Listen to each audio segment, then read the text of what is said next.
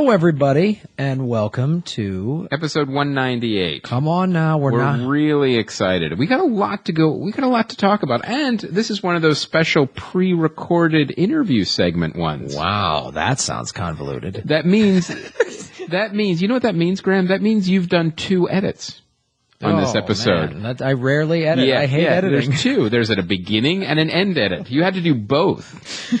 They're going to be insane, these edits, how excited we are. Yeah, we're ramping. We're knocking on 200's door, guys. It's so close. We have that episode, it's a cool thing. Somebody flew in from the East Coast just to do the episode. Oh, is it somebody famous? Teaser. Somebody big and famous? Yeah. Maybe. Relative term. Nice. Do you get that little double end thing? You get it? Yeah. That was very smooth. Yeah, thanks again to everybody involved in the San Diego show and Laughter and American Comedy Company. That was a lot of fun. That's a nice club, too. It's a real nice club. Before. Right down there in the Gaslamp District. It's awesome. It's only been around like a year or 2. I've done shows there with Doug. It's great. So if you live in the San Diego area, go to that club. Go to their website and see, because they have a lot of really good acts that come in through there. Yeah, thanks to everybody who came out to that show. Thanks to all you guys who were watching on Laughter. That episode, we're having some technical issues with actually posting as a podcast. So, but don't worry, it's not lost or anything. It just takes a little more time. We've got to weave some things together. Yeah. So stay tuned for that. But we've got a lot to talk about today. Well, first of all, this episode, who's it brought to? Oh my God, Squarespace. What? Yeah, isn't that crazy? They're back from the festival. This is the first podcast they've ever sponsored. You're absolutely right. It's amazing. It's we got them first after 1,000 other podcasts. Well, they've been really cool because they're really involved in podcasting. Obviously, they helped a lot with the festival. They're coming on board again for 2014. I would argue that there's no sponsor that's more supportive of podcasting than Squarespace right now. And really, if you are, it fits, because if you're a podcaster or you're a comic or you're somebody, I mean, a lot of you guys that listen. You need a website. Mm-hmm. A lot of you guys are self-employed, or you run, you have, you work out of your homes or whatever. Yeah, you make hemp jump rope. You make, to do hemp double dutch. Yeah. You're going to need a website. You're going to need a website for that, to show videos of you being stoned and tripping over the rope. Yes. That's a great use of Squarespace.com. Yeah. And so, if you guys go to Squarespace.com and use coupon code CFN. Shazam. It's so easy. It's 3 letters, people. Come on. Just type that in. What, are you going to type in Mark Maron? That's too long. You got CFN. CFN. It's easy. It stands for Comedy Film Nerds. Are you just figuring that out now? What is your goddamn problem? So, and you get 10% off. And here's the great thing, too. We're not just kind of doing an ad read. We're actually going to do a whole campaign with Squarespace over the next couple of months, and we're going to be profiling filmmakers that use Squarespace for their websites. We've already gotten a couple websites that are being emailed to us, so we're going to start showing these sites, and which is also a cool way to give you guys access to cool new indie films that are being made. Yep. Because we know a million filmmakers. Kimberly Browning from Hollywood Shorts. She already sent us a couple already. But if you guys, if you are a filmmaker and you're listening right now and you use a Squarespace website, email it to us at info@comedyfilmnerds.com. Yeah. And we will check with Squarespace, by the way, to make sure it's a Squarespace website. Yeah. No scams, guys. Yeah. Don't try to scam the podcast. Don't do that. That's not nice. And we're going to get a lot of cool swag from them. So, of course, anything that you order in the next 2 months. We're going to be throwing stuff in the in the orders and gift boxes and bags and whatever. We're going to have some really cool stuff. They have the softest T-shirts ever. I know. It's unbelievable. Yes, they're like made from kitten hands. Yeah, they're like luxurious kitten hand shirts. So check that out, guys. Squarespace.com, and then coupon code CFN. And one thing that we want to say before we stop talking about the lovely Squarespace is it's easy. It's drag and drop. It's so easy to make your website. And they have 24/7 support, so they'll never leave you hanging. The thing is that they say that the tech team is in New York. Yes. And so I've called it because I'm not very technically proficient, as you've probably learned from this episode. I don't know what you're talking about, Graham. Everything's gone so smoothly from episode 1. So yeah. Getting the San Diego episode has been very easy. I wasn't just yelling at my computer 20 minutes ago. So I called it 24/7, and it's like the easiest. They so walk you through it. It's right. Their tech support is made for idiots such as myself. I think they designed it around. They're like, you got if Graham can get through it, you can. So please go to that, you guys. All right. Well, let's talk about some movies. Like you. Okay, so we're in Oscar nomination time. Yes. We're catching up on some stuff. We're catching up on some stuff.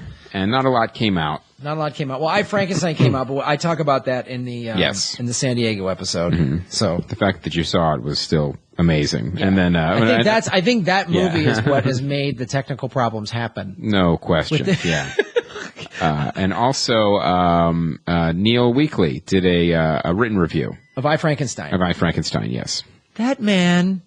He wanted to see it. That's what was so scary. He wanted to see it. He did. It's amazing what he wants to see. Yeah. I don't know if he got a midnight ticket, but Neil,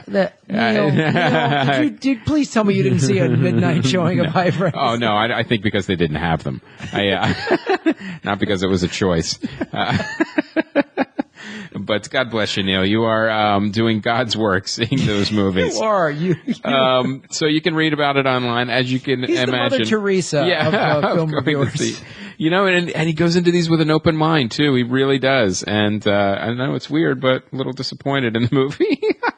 No, really? Isn't that weird? Yeah. I frankly was a disappointment. Yeah. So let's talk about one of the movies I wanted to catch up on because it was nominated for costume design and cinematography. Was The Grandmaster. Now you had seen this movie before. And I had just gotten to it, and I had known because the clips that we'd seen during the with Rick Myers' Kung Fu extravaganza down at Comic-Con. Yeah, down at Comic-Con. I knew it was going to be beautiful because just from the clips that were shown there, and it is. It's a beautiful movie. And it's great, and it really does have great costume design and great cinematography. It really does. That first fight scene in the rain is just beautiful. And I'm watching this movie, and it's interesting. It's an interesting hybrid of movie. Is it a kung fu movie? Yes, but it's more of a historical drama about kung fu and with kung fu in it. And one of the things, although I think that the movie itself, as far as a story perspective, is it really didn't focus all the way on Ip Man, the trainer that trained Bruce Lee. Like, it starts with him, but then it kind of goes off on these tangents a little bit with the other characters that I think if you look at one of the other movies based on his life, Ip Man, the one that's actually titled Ip Man, it focuses exclusively on him and his struggles. So there have been a lot of movies made about this guy, and I think there's going to be more. And it's just he has a fascinating story, and he's had a fascinating life. But this movie is it's an interesting hybrid, and I really did enjoy it. It was more like a beautiful period drama about kung fu that happened to have some great kung fu fighting scenes in it as well. I would have liked to have seen the story a little bit tighter and focus more on him, but I still I really enjoyed it. Yeah, and it's one of those things where like the Academy got it right in terms of these two nominations, because it is, as I said when I saw it, and I'm sure most of you probably didn't see it just because it did get limited release. But if you can watch this on a DVD somewhere, make sure when you do watch it at home, it's one of those films like it's not a have on in the background while you check your email or do laundry or whatever. Like, turn the lights off and watch it. And hopefully if you got a nice high def flat screen, because you do need to see the beauty in these fights. It's a high def movie. It is a high def movie for sure, and it is sort of, like, obviously we talk a lot about Crouching Tiger, Hidden Dragon and what it did, bringing a lot of the Chinese opera. Those fight scenes on the wire work and everything was brought over from Chinese opera, and I remember when the first time I saw that film, I was like mesmerized by that, and so he does that. The cinematography, I mean, it's just, these fight scenes are poetic. They're almost like little dances. Little dance numbers, almost like little music videos within it. And I say that in the best way. Sometimes that's a criticism when we've talked about when directors come over from the music video world, Right. they don't know how to. Yeah, we didn't mean that. We meant that as a compliment. They like their little scenes you could just have on their own, and they'd be beautiful. And so it's worth seeing. And I hope this film gets some more gets a win in one or both of these categories. Right. What else, Christopher? Well, we could. I do want to talk about a DVD pick that I actually saw, but we can save that for DVD. Okay, why don't we introduce this the next segment? This next segment. Or should we talk about Kickstarter first? Ooh, I know. Let's do Kickstarter. Then we'll go to the segment. Now, as you guys know, we're doing the Kickstarter for Earbuds, the podcast documentary. We've got a lot of we've gotten a lot of great support from you guys already. Some great emails. Some great emails. Yes. There's my mail. And there's another one right there. Bing. And we're getting support from the networks and the some of the sponsors. Like there's actually tiers now. You can get a year free in Squarespace. You can actually get actual earbuds from tweakedaudio.com. They're throwing in earbuds in a couple of tiers. You do the tier that has you can buy a digital download of the movie or a DVD of the movie. There's two tiers we've added. Yeah, and they're limited, so you gotta jump on those. Now, I will say that we're when does it end? February 24th. February 24th. It ends February 24th. We're a little behind right now. We were hoping to be a little bit farther along than we were. And I know a lot of people say, well, Kickstarter, a lot of it kicks in towards the end, but which it does. It's true. We did a great interview on the Zane podcast, and Zane Lamprey, Zane Lamprey, and he was talking about he did a project where he was trying to raise $500,000. Yeah, $500,000. And 3 days out, he only had like 240 or something like that, and was like, "Oh, well, it's not going to happen." Yeah. And in 3 days, he ended up getting like 560 or something. It overfunded. Overfunded. So we know that Kickstarter starts strong and then it slows down and then it picks up towards the end. So what we're saying, guys, is you got to pick it up. Yeah, and we want to just kind of break it down for you guys. And we're happy to provide free content. We're doing what we love. We love it. We love being here for you guys. We'll keep doing this. Don't worry. Yeah, and we appreciate. We're not punishing it. Yeah. Well, yeah. Exactly. We always make it sound like we're divorcing, doesn't it? Whenever we do a serious announcement, we're sitting the kids down, and it's time to grow up and move out of the house. You're 22 now. Yeah, come on, it's time. Yeah, get out. Mm-hmm. Get a job. Yeah, or go to trade school. Mommy and Daddy love you, but you got to grow the fuck up. So what we wanted to say to you guys is that. For this to really work, we can't do it without you guys. And the truth is, some eyes are on us right now. I mean, we've got podcasters watching us, we've got fans watching us, we've got networks watching us, development people, and sponsors all seeing if the podcast fans are as engaged as we say they are. And we know you are. But, there's some eyes on us to see if we can actually prove it. And ultimately, if it doesn't, I mean, Graham and I will bear most of the responsibility one way or the other. Yeah, it's going to fall on our shoulders. Yeah, pretty hard. But ultimately, one of the side effects is we don't want there to be a takeaway of like, oh, podcasting fans, there's nobody there, there's no money spent, they don't care. And that's not what we want. The opposite is what we want by making this movie, is to not only celebrate you guys and the fans and podcasting in general, but also to bring more people into the fold. And a lot of you guys that have already donated have done a great job of posting on Facebook and Twitter, which is we awesome. Really appreciate it. Like, anyone who's done that, spread the word in whatever way you see. So here's the deal. If everyone listening to this right now, just you guys, just the comedy film nerds fans, if you got your kitten hands out right now and just donated $5 or more, that's it, just $5 or more, we would be 3/4 funded right now. Just about. So if everybody did 10, we'd fund it. Yeah, then we'd pretty much just film just fans. You guys. Then if it was 10, it would be pretty much funded. So we thank you guys. What we're asking for is to each of you give $10,000 each. Is that my math wrong? I have 13 Yeah. So honestly, all we need to do, $5 to $10 each. That's all we need, and this thing will fund. And we really need your help with this, like we said, and we want to make this with you. Because we want everyone to know how great podcasting is. Yes. All right. So let's talk about our this interview that we recorded a couple days ago. Yeah, I'm really excited about this because this is a buddy of mine I actually knew from back east, known him for years, produced one of my short films. Skins? And That Paul Tompkins is in? Yes, and Jay Johnston and Andy Kindler. So now Rob Meltzer, he's, like I said, he's been a friend of mine. He's done his own short films. He's done a ton of short films. In fact, he actually went to USC on a partial scholarship because of his film work, actually in high school. And he's made his first feature film. He's made a great short film called I Am Stamos that you can probably check out online with John Stamos. And this feature film stars Jean-Claude Van Damme and Rob Huebel, and it's really fun. It's a fun comedy, and obviously we're a little biased because we know Rob, but we'll be honest, if we didn't like the movie, we've already seen it, we would tell him we were busy. Rob Huebel, man. Yeah, Rob Huebel and Jean-Claude Van Damme, they're all great. They're great. Funny. So, yeah, we would say, Rob, we're full. You know, you can't. If we didn't like the movie, we'd be like, "Oh, we're full. Sorry, scheduling conflict."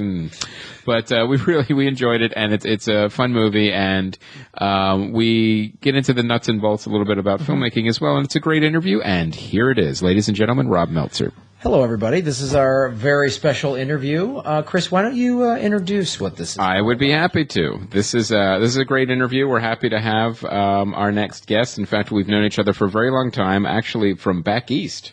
We've known each other, and we've worked on short films together. He produced one of my short films, Skins, and he has his feature film coming out this weekend starring Jean-Claude Van Damme and Rob Huebel. Ladies and gentlemen, please welcome Rob Meltzer. Hello, happy to be here. The last time all three of us were united was in 1997 on the set of Skins. Skins, yeah. Which we shot in the office that we were working in, right? Yeah, for Second City Naked News for the Microsoft Network. Wow. Remember that when the internet was going to take off with original content? Yeah. It took a while. Yeah. But it didn't. Not when we were there. No, his heart was in the right place, but it didn't happen. Wrong decade. Yeah. In fact, Rob also worked in that decade too. He worked for Den, didn't you? You did a show for Den, and that's when they were spending millions of dollars. Yeah, we managed to lose about $60 million over the course of about a year. Yeah, pretty impressive. I love those heavily funded startups. Silicon Valley, yeah. It's a tech company. It doesn't matter what they're doing. Give them $100 million. It's like chill.com. Yeah. Which just went belly up on a movie that I'm in. Yeah. This movie ever rolled. Thanks, Chill. You guys are awesome. So let's get into... Now, Welcome to the Jungle. It comes out on Friday, right? Yeah, February 7th. The 7th in movie theaters and on video on demand. Yeah, exactly. What you said it's in about 15 cities? Yeah. I don't know them all, but you can go to the website. I don't know what the website is either. I'll have to look that up. Did you prep for this interview? Yeah. There's a website, and it's got all the dates on it. And you can find it if you Google it, I'm sure. And it's related to your movie, right? The website? Yeah. I think. Yeah. I don't know how to use the internet at all. It's terrible. So, Welcome to the Jungle. Now, this is a great story on how this movie actually got made. And for those of you at home, Rob and I, we're kind of like the same short film class. Like, we've been toiling in the movie industry with many features, development killed, and that kind of thing. And now Rob got one to the finish line. And that's it's really, really exciting because it's really hard to get a feature film done and made and in the can. And I'm going to do a little spoiler alert here, distributed by Universal Studios. Mm-hmm. So, Rob, why don't you start by telling us kind of how this movie came to be? Well, first, I think we should tell people what the film is a little bit. Absolutely. Let's do a synopsis of the movie first. Just so you care a little bit about how it got made. Well, basically, it was obviously, my guess is you went, whoever came up with this just went, Lord of the Flies, grown-ups. Basically... I don't know about grown-ups, but definitely Lord of the Flies. Yeah, Lord of the Flies, Office Space. Lord of the Flies and Office Space. Right. It starts off as Office Space, then it goes into Lord of the Flies. Yeah. And just the fact that you got Jean-Claude Van Damme in this movie, and he is so good in this movie. And the last thing you would expect to hear is, Jean-Claude Van Damme, he has great comedic timing. You would never expect to hear that, and he's amazing. He's funny. It's a funny really film. Funny. It's basically an office goes on a retreat, like a team building. Team building thing on a crazy island with Jean-Claude Van Damme. And then it goes awry. And then they become sort of Lord of the Flies, and they're fighting and all this stuff, and and Rob Huebel goes full-on psychopath. Rob Huebel is fucking great in it, man. Rob Huebel, who's been on this show. This is a funny part for him. I idolize that man. Yeah, you should. He's great. Because I'm sure he riffed a lot on the set, and you could tell because we're watching. Oh, that's Rob. That's Rob. That's totally Rob's stuff. So that was great. But okay, so people know what it's a comedy. It's coming out February 7th in 15 cities. Go to some undisclosed website and find that information. But now go into the story of what you had to do to get this movie made. Sure, yeah. Well, this producer friend of mine named Justin Canoe had the script. It had been floating around for a long time and was developed, by a variety of different people. And he brought it to me. He's like, I have this thing. It was written by this writer named Jeff Kaufman. And he's like, I think it's something you'd be into because it's funny and it's dark and it's visual and a lot of tonal similarities to a short film I did called I Am Stamos a while ago. And so we started working on it with Jeff, the writer, and after a while we felt like we were ready to go out there and start trying to get actors on board, and that was kind of the first big step in getting this thing made, was getting Jean-Claude, because once we had him, like everything So it was changed. written for him? No, I mean, that role was sort of originally written for more of a comedic actor, but we really thought it would play better if it was more of an action star who was doing a comedic turn, and it kind of gave a little bit more weight to that role, that you believe. I think that was a good choice because watching the movie when he first comes on and he's in that boardroom doing the PowerPoint presentation of what his team building is, and he's full on Jean-Claude Van Damme. He's just playing Jean-Claude Van Damme, and every slide is like, learn team building. It's just him holding a knife or whatever. Like every slide is just, I'm a psychopath in amazing shape. And I think had you cast a comedic actor, it wouldn't have had the same effect. It wouldn't have had the same effect, and I think that was a smart choice. Oh, cool. Thank you. That was the biggest question mark for us was what was it going to be like with Jean-Claude, and we were just hoping if Jean-Claude plays it like he, plays a lot of other roles where he's just really intense and intimidating. A lot of other roles? You mean every role that he's Well, JCVD, though, if you've ever seen that movie, he gives a performance that is unbelievable. I have not seen that film. It is so worth seeing, because I feel like he often doesn't get the chance to show his true acting ability. That's the first movie where he actually shows some range and takes like you were saying, a comedic turn and kind of makes fun of himself. And a dramatic turn as well. I mean, there's a monologue in there where he has this breakdown, and I believe it's an improv monologue, and it is just unbelievable. So it's not. So the movie is. It's not a documentary, but he plays himself in the movie. But it's just, you got to see it. It's hard to even explain it. It's such an oddball movie. But he plays himself, and he gets involved in this bank heist.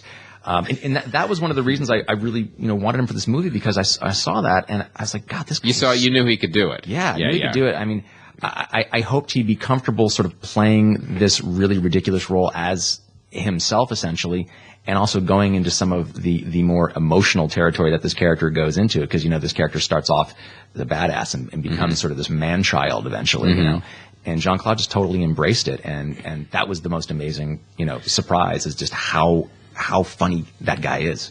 Well, let me ask you that in terms of obviously we'll get back to getting that made, but I want to know, directing him, obviously you're going to come at him, you're going to direct him differently than you would Rob Huebel. Totally. Because Rob Huebel is just a pure comedian coming from a comedy background, and you can just sort of, my guess is that you could just sort of say, hey, Rob, we need this thing, and kind of... Here's the setup, get me there. Give more latitude, where I would imagine, and correct me if I'm wrong, that directing Jean-Claude Van Damme is more like, you have to direct him seriously, because the comedy is in how serious he is, and you're going, holy shit, there's Lionheart. Yeah, right. Exactly. And Jean-Claude totally bought into that method, and he really wanted to be very method in his approach. He actually did not want to meet any of the other actors before he did the first scene with them, where he comes in there and scares the hell out of them. And it was great, because it was really tense on set, because all the other actors, mostly comedy actors, are like, holy shit, this is Jean-Claude Van Damme in the room. And he's kind of nuts. Well, not in real life, but right. and Jean-Claude, I think, felt this feeling like, I'm here to, scare the hell out of these these actors. Well, I And know that's- if I was an actor and you're like, hey, you're in this movie where Jean-Claude Van Damme is playing a crazy guy and you never met him. Yeah. He doesn't want to meet you and then he just shows up on set. You'd be like, In character. Yeah. I'd be like, well, I don't know. Is he goddamn out of his mind? Yeah. Like, does he just, does he just sit there and work out and train to kill people like me? Like, it was intense and sometimes like scary in a very funny way. And he would do things where you're like, is he acting right now or what's going on? But it was brilliant. The things he would just come up with. And when we were most uncomfortable with the things that he was doing, being just really like in someone's face, that was some of the funniest stuff. I mean, there's a scene where he gets in Brody's face and Adam Brody versus Jean-Claude Van Damme is something most people probably never thought they would Right.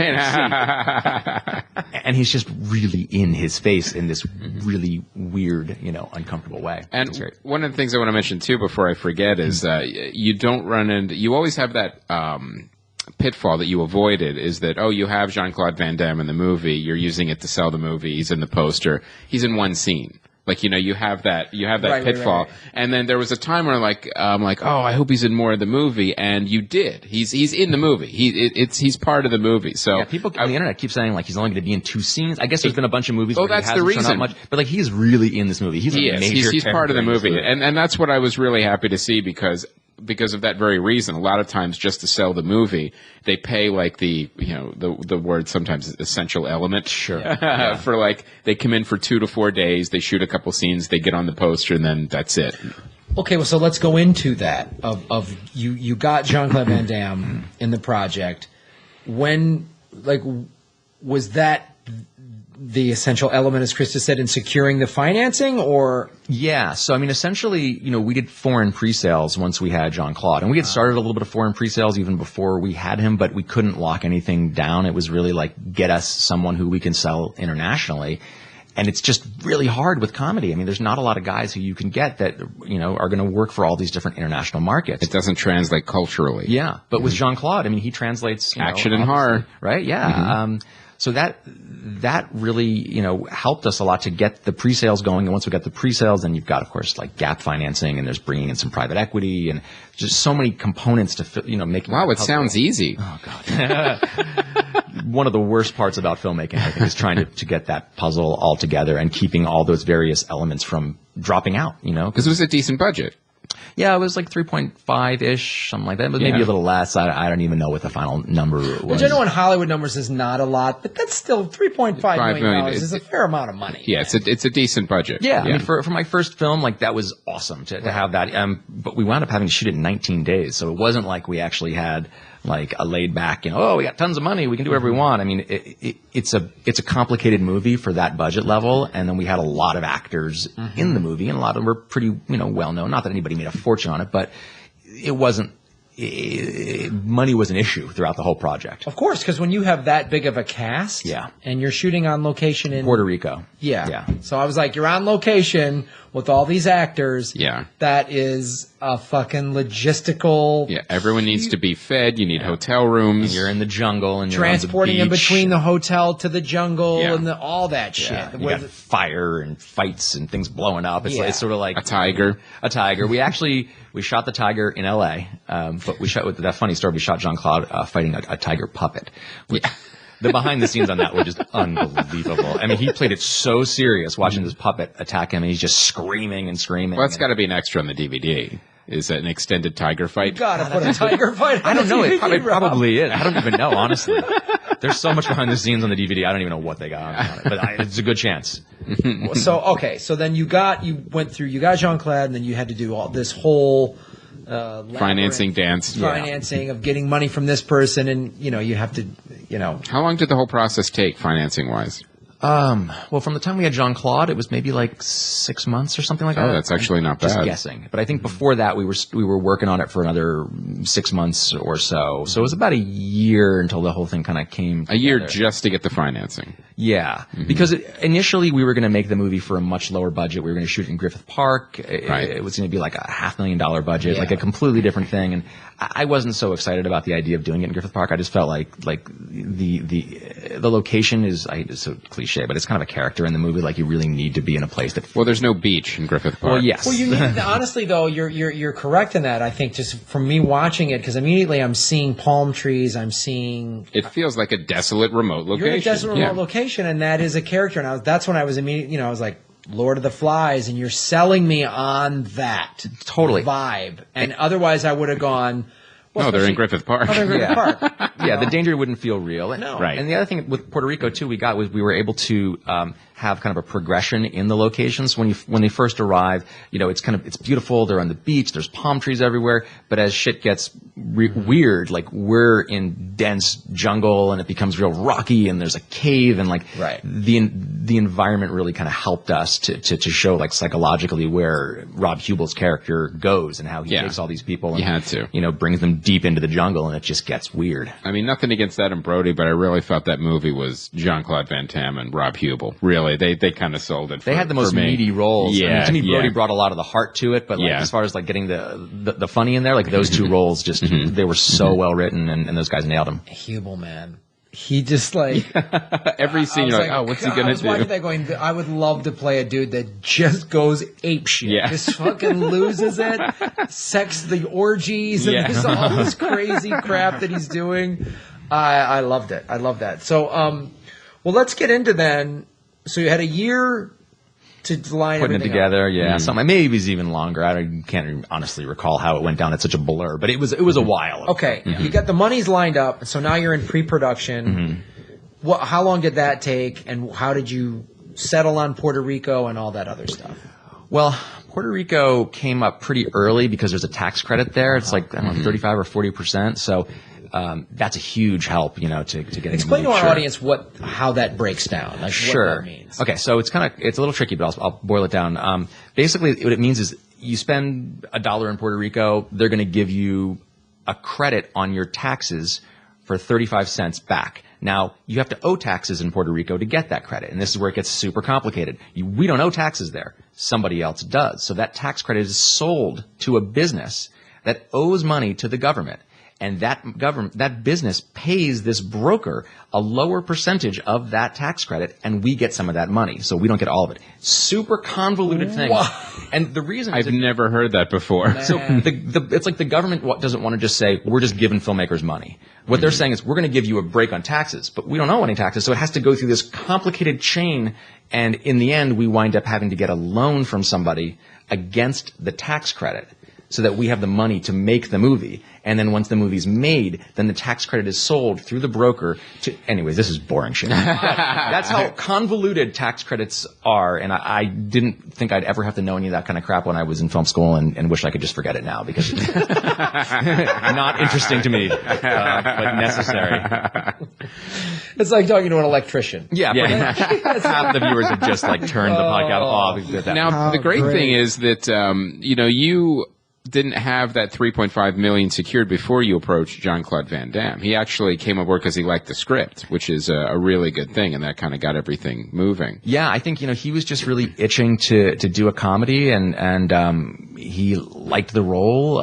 We met and had an amazing meeting, and he was just really into it, and was kind enough to let us go out there and try to put it together with him involved. Now, what was it like shooting in the jungle? Because as you're a commercial director a lot of times, and you've also done industrials. Everything's been a pretty controlled environment for what you've done. And what was it like? Okay, well, we're throwing all that away. We're in the middle of the jungle in another country. How was that? It was hard. I mean, especially 19 days and a small budget. It's not like you were rolling in there with a $50 million budget and you had 3 months to shoot. Like, how many pages a day were you shooting? It's like 7 to 9 or something like that. That's just for people listening, for those like a standard big budget film would be what, 3 pages a day? 3.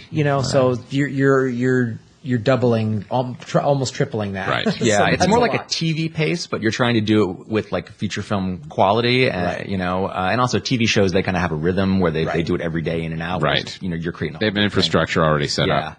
That was one of the hardest things about the project, and thank God I had this amazing DP that I work with all the time named Eric Hayes, and he and I just planned everything out meticulously, and we were able to go fast because we knew exactly what we wanted. Was it anything like you had to do like shots and repellent? Like what was it like shooting in the mosquitoes were horrible. I mean, I was like so swollen because every day you're just getting bitten hundreds of times by mosquitoes. I mean, we shot in places that were completely infested, and we had to, have companies come in and like do mosquito bombs, and I'm sure it took years off my life. Yeah. I would slather hydrocortisone on my body every night. And you're spraying bug spray on you head to foot, and it's still... They don't care. Those mosquitoes couldn't, Yeah. They're like, fuck it. We're going to eat you anyways, That was one of the hardest things. I mean, the poor actors, some of them were like, wearing next to nothing in the movie. I mean, and they're getting bitten up too. And so let me ask you this then, since, you said you mapped up with your DP, how, you went in there very much with a very specific game plan. Did that include like minimal takes? Like we're limiting this to, did you have a number like 5 takes or something like that? Or we didn't, but fortunately the cast was so good that we didn't need a lot of takes. I mean, all these guys are amazing. Especially Adam Brody is a machine. Like take number 1 or take number 2 were always awesome. Take number 3 or 4 were just bonus, trying something different. And same thing goes, I mean, really the whole cast, like Huebel, Shaw, Megan Boone, I mean, every take they would do something a little different. And your buddy Robert Peters always does a great job. Yeah, Robert Peters, he was in my short film I Am Stamos, and he will be in everything that I ever do. He's great. I love that man. He is one of the funniest people. A couple other guys I want to mention too is Aaron Takahashi, who's a guy who everyone knows from commercials. If you look him up, you're like, oh yeah, I've seen him in a million things. And Eric Edelstein is another guy you see in a lot of commercials who were just brilliant in their supporting roles. So we didn't need a lot of takes because we had people who were fast. You had pros, yeah. Yeah. Well, that's the key right there. When you're getting eaten alive by mosquitoes, you want pros on your set. And we rehearsed a lot too. I mean, on the weekends, nights, like we would all go into Adam's room and we'd sort of workshop it, and it was amazing to get to have these. And every evening with an orgy, like in the film, and then and then go shoot the next day. Sex orgy. Yeah. Sex orgy. Like I can explain. There's food orgies. Yeah, there are food orgies. There are food orgies. Let's be clear. I have them in Vegas. Really? Vegas would have a gluttonous? That seems odd. So let me ask you this. How much did the script evolve since that was your process of a lot of rehearsal with a lot of good improvisational comedic actors, and you're saying all this rehearsal time in Adam's room and all that stuff? How much did it evolve from page to screen? Mostly it was joke punch-ups. Right. The biggest change is probably the very, very ending of the movie, which I'm not going to give away, but there's a scene with Jean-Claude and Adam Brody that was something that we created sitting on the beach one day. We were just thinking about a fun thing that Jean-Claude and Adam Brody might do at the end of the movie, and it was very different than what the original intention was. But most of it really was just like jokes. Yeah. Right. We didn't change the structure of it that much. Because the script was already developed when it came to you. It was, though. I mean, we worked on it quite a bit together with Jeff Kaufman, the writer. Okay. A lot of the work was kind of making it darker and weirder. How long ago had Jeff first written the script? Oh, a long time ago, probably 5 years or more. Yeah. And like various different people had it over the years. And when it came to me, it was a little bit broader. I mean, the film is still pretty broad, but it was more kind of zany, wacky in a lot of places. And we cut a lot of that out and went more for like a darker, stranger tone. Because I felt like the whole Lord of the Flies thing, it worked best for me taking that more seriously, even though it does get pretty absurd, in places, but playing the danger as real. I mean, there's moments in this film you don't know if someone's going to die. I mean, right. You had to. There's Otherwise, a great scene there. I won't go into too much where you're wondering if this one guy's going to die, and then Rob comes up, and it was the way it was played. It was so, because it was sinister for sure. But he's being hilarious. Yeah. And you're kind of like, wow, he's a hilarious evil dude. Yeah. And, and he did that parallel of like, well, I think he'd be acting this way if he was either in the office or in the jungle. It doesn't, it's still the same guy. I know. Like, this is how, when he's evil, he still sounds like, like got face paint and shit. Right. Like, that was a good, that was a great scene, and that was explain that tone. Oh, cool. Thank you. Well, yeah, it was excellent. I loved it. And how did Universal come on board? So once the film was all done, we our sales agent just started trying to shop it. We had pre-sold about half the world, so we still needed to sell the rest of the world, including the United States. And So that obviously helps, though, when you're looking for, just for our fans listening, to go into a little more detail just about what pre-selling countries mean. Sure. And how that works, and how do you do that before you've even put anything in the can yet? Yeah, so basically, pre-selling means that a distributor in another country is agreeing to buy the film once it's done for a certain price. But they're not actually giving you any money. Well, actually, they give you a little tiny money, but not most of the... Give you a little taste. Yeah, exactly, right? It's basically a piece of paper saying, we're going to give you X amount of dollars when this thing... If you actually deliver the movie, yeah. And so then you have to go get a loan against that. So you go to a private equity firm or a bank and you say, hey, this country is going to pay me X. Will you loan me not all, this full X, because they're going to take some, portion of that for themselves. And this is the whole problem with, getting independent movies financed, because like everybody's taking their little piece throughout the process, and it just dilutes the money, by the time you actually get the money to make the movie, you don't have... It's less than the actual budget that you raised. Yeah, exactly. So you really had only $400,000 to make this movie. Pretty much. Yeah, it was all sweat. Yeah. And then, when the movie was done, we had these other countries that we purposely didn't sell so that we could sell it, at a premium. Yeah, ideally. The United States being the biggest one, generally you try to hold off on selling the United States because that's going to be your biggest sale. And we honestly never thought that Universal would acquire the film. It's just an... How did they see it? Did they see it at a festival, or did you just... Our sales agent had a screening in LA where they just invited all the distributors that were interested, and a lot of them were the smaller ones that you would normally think would buy a film like this. And Universal was interested, I think, in large part because of the VOD and DVD and TV aspect of it. They're putting it in theaters. There's a company called Cinedigm that's their theatrical partner in this. But I think the way it goes with these kind of independent films is that the theatrical run, they never expect it to become this huge thing. It's not going to blow up to 3,000. The theatrical run they look at as advertising for the VOD and DVD runs. Right. Yeah. I mean, there's going to be some, hardcore fans of the actors who are going to come for that, and we hope it stays out in theaters for a few weeks if we're really lucky. But, very few independent comedies are theatrical hits. Right. I mean, unless you're like a giant Sundance hit, the odds are people are going to see your movie on VOD or, DVD. Yeah, so you're hoping that the 15 cities generates enough of an online buzz to where you move... People look for it on VOD or DVD. Yeah. Ideally, I mean, it would be great if it did blow up, but, you don't get too excited about that because it almost never happens. Right. But go see it. Maybe you out there can make it happen. Maybe you guys can change the paradigm. Fans. Okay, so anything? Let me ask. Okay, you shot it 19 days in Puerto Rico, and then how long was post production? Post was probably 7 or 8 months, something like that.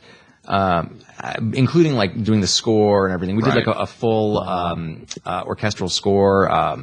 My composer who I've been working with for 15 years, named Carl Prusser, got this orchestra in Prague, and so that took a while to get all that together again because we didn't have money. It's not like we could be we're doing this tomorrow. It's sort of you wait till you get these openings where you can get things cheap.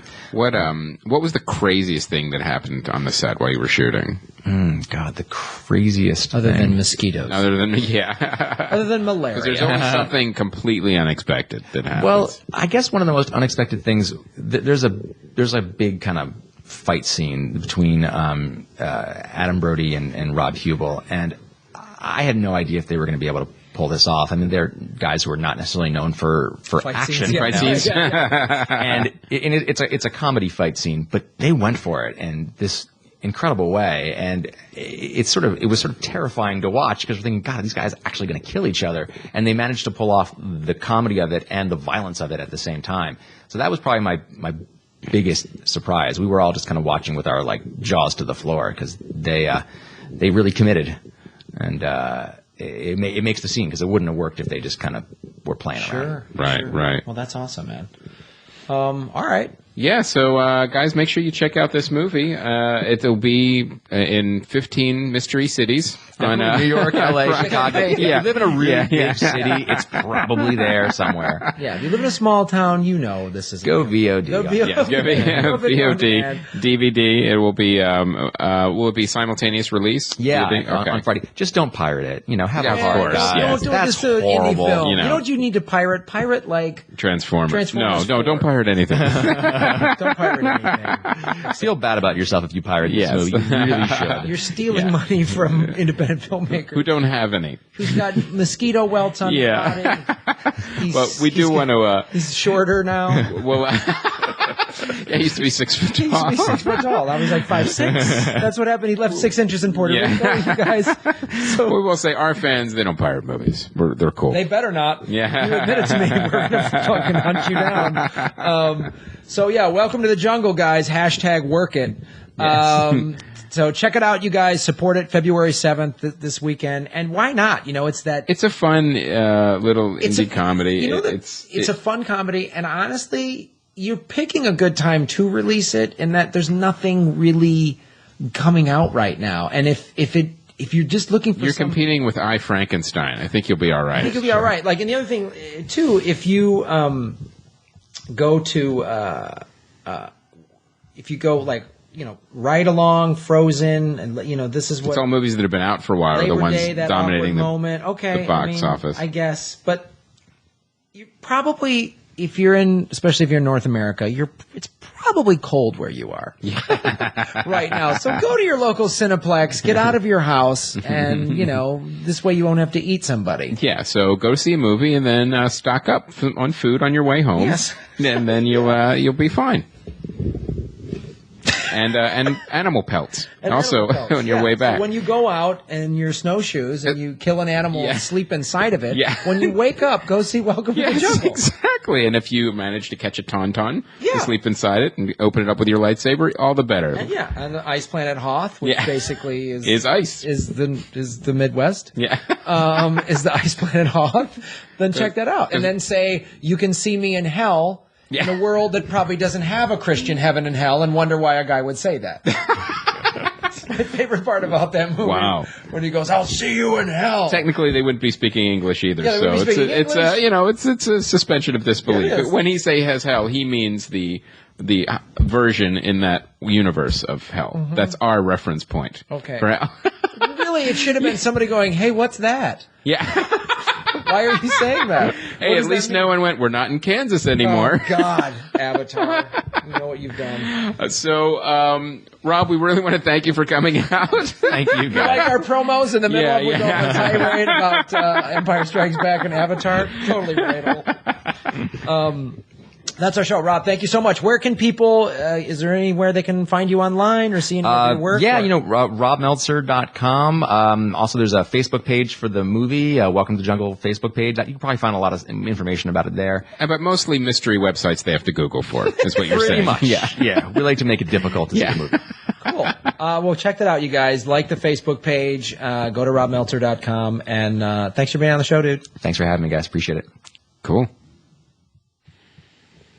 So there it is. That was a cool interview with Rob, and I know we got. I was pressing him on sort of technical stuff. For some of you are filmmakers, so you'd understand it. But we wanted to kind of also show you, kind of how the sausage is made a little bit. Absolutely. In fact, I learned some stuff too. I didn't realize that there's actually brokers for tax credits for companies that actually need them. It's like some weird shell game for filmmakers in banana republics or some weird, crazy thing that Rob. And I know Rob didn't even give us all the details on how it worked. I feel like there was a gym bag full of cash. Yeah, somewhere. Just like a bag of blow. Everyone gets a taste, and it all works out in the end. Yeah, it's like in Runner when he's paying off all the casino guys. Right. So that's very cool. So check it out this February 7th. It's limited release, as he said. Welcome to the Jungle. And on VOD. VOD. You can watch that anywhere. So check it out, guys. It's a good film and very funny. And Rob Huebel, who's been on the show, is in it. All right, let's get into DVDs. Now, From Up on Poppy Hill was a big pick of yours. Yeah, it really was, and it didn't necessarily come out. It came out a little while ago, but I wanted to mention it because I finally got a chance to see it. And it's a great little unique film in the sense that, Studio Ghibli does amazing work with their animated movies. All their movies are beautiful.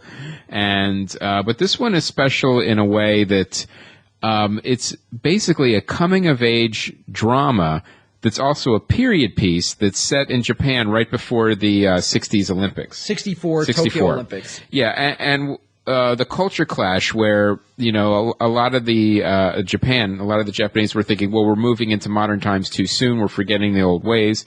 And then the other side was like, no, we need to modernize. We need to be more, we need to be part of the rest of the world and increase the acceleration of our technology and everything. So it was a really interesting movie, and all those things came into play. Everything from their students and the clubhouse is going to be knocked down and how they save that. And it gets into, the lead character, her father has died in the Korean War on a supply ship. And it's really, it has a lot of mature themes in it. It's not like, it's not like, I wouldn't call it a kid's movie. Not because there's anything offensive in it, but it's like the kids aren't going to get it. It kind of harkens back to the way you describe it to those animated films of couple of animated films of the late 70s, early 80s that were for adults, like Heavy Metal. Yeah. And I think it was another one like American, what was the name of that? That was about music. Oh, the one with Cheap Trick. Yeah. I know which one you're talking about. And in the sense that these were movies that animation traditionally does not cover, and especially in this country, it took a long time for anime to really catch hold of here and become mainstream here in this country.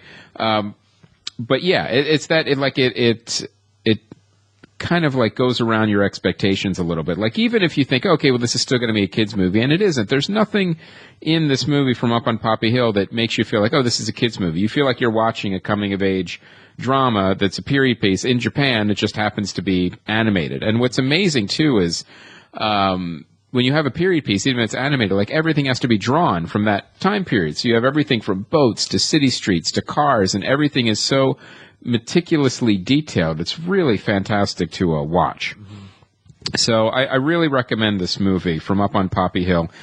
Studio Ghibli. I'm really looking forward to his next one, The Wind Rises, which is not out in this country yet. And I think it's the next couple of weeks it will come out, which is Miyazaki's last film. I know he's retired 1,000 times already. He's like Stephen King. I was like, yeah, this is my last book, I swear. But now this time everyone feels like, no, this really is the last one. Right on. So I'm looking forward to it. So check out from Up on Poppy Hill, but don't expect your kids to be too engaged in it.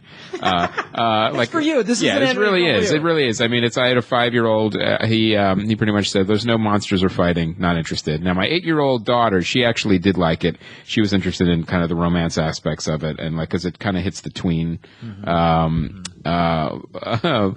target a little bit, but at the same time, she's not really familiar with geopolitical politics of 60s Japan, so that stuff's probably going to go over her head.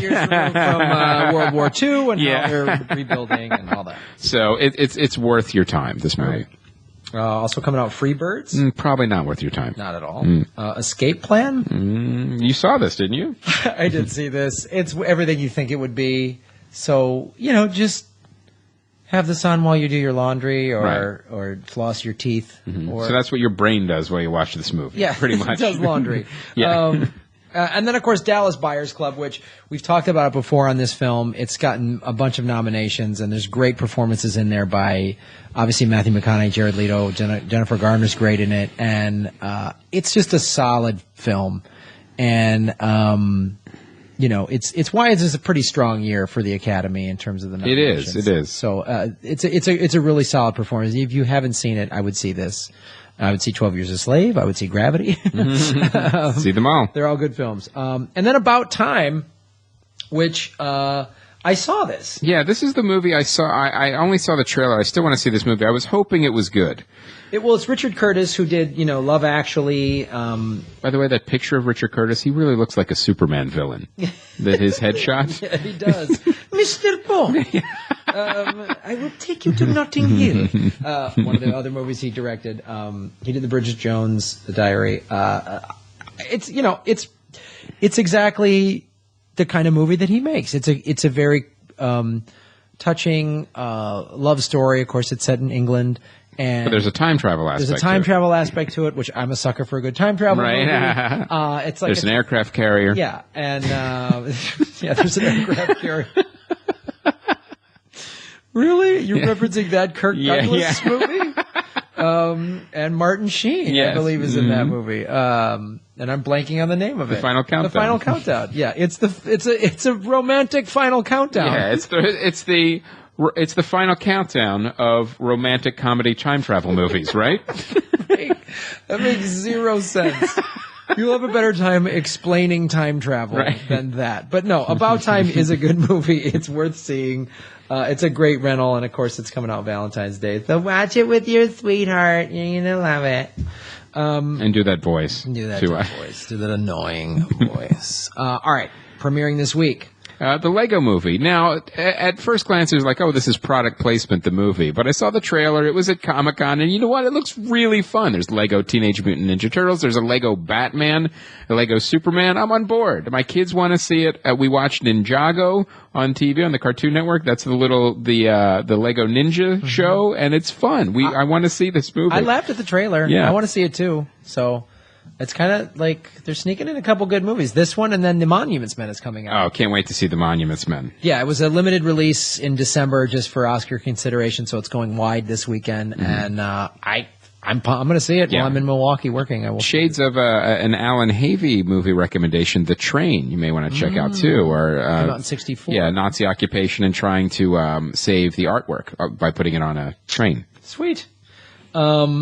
And then Vampire Academy. Yes, Vampire Academy. If you're wondering how the studios are still trying to cash in on all that Twilight money, here's how. They're still trying to do it. And they're like, oh, how can we cash in on all this Twilight money? Here's how. You can't, because it's not Twilight. I just feel like this is someone came in and said, Vampire Academy, sold. Yeah, that's it. What's the script? I just put two words together. Done. Book it. Yeah. There's a book, Vampire Academy, and then we're gonna make it a movie. Go. It has vampires, and it's at a school, and it's an academy, and they have uniforms. Cute girls in vampire outfits. Blood and skirts. It's like, oh my gosh, it's so hard. High school. Maybe I'll just bite that person. Oh gosh. Low cut shirts and blood. Go. Yeah. Titty blood. Yeah. Go. Hit it. And angst. It's so hard being a vampire teenager. Oh God, are they gonna have a fight in a shower? I'm sure there's just something. With a wooden stake. Yeah. Something. Or Yeah. a pillow fight in bikinis. Something. I'm sure there's gonna be. A pillow fight with bikinis and fangs. Yeah, bikinis and fangs. That's the next project I'm gonna pick. Bikini fang. Bikini fang. Bikini fang. All right, that's our show, everybody. Well, thanks so much. We really appreciate it. And Thanks to Rob Meltzer. Yeah, thanks to Rob Meltzer. And like we said, go please support the Kickstarter campaign. And Welcome to the jungle. Welcome to the jungle. We really appreciate you guys. And try the veal. That's it. Tip the waitstaff, guys. Yeah. Second show. Yeah, All right. Ladies and gentlemen, thanks again. Yeah, I will be headlining the Comedy Cafe in Milwaukee, Wisconsin, this weekend, February 6th through the 8th, and probably the 7th or 8th. I will be at a movie theater watching The Monuments Men. Excellent. So come on out to the Comedy Cafe. They have their own website. You can get tickets there, or of course, GrahamElwood.com or ComedyFilmNerds.com. GrahamElwood.com, the Squarespace site. All right, guys. Thank you so much for all of your support. You're We awesome. appreciate it, and Awesome fans. yeah, you guys really are, and we mean that, and we really appreciate the support you've given us. So, all right, I think that's it. Then we're done. All right, guys. Thank you so much. My name is Graham Elwood. I'm Chris Mancini, and as always, remember, Han shot first. Kickstarter. He shot Kickstarter. Yeah, kickstarted Greedo. Oh, he did? Yeah, he did. Raised Yeah. money to shoot Greedo? Yep. Okay. Seems appropriate. First.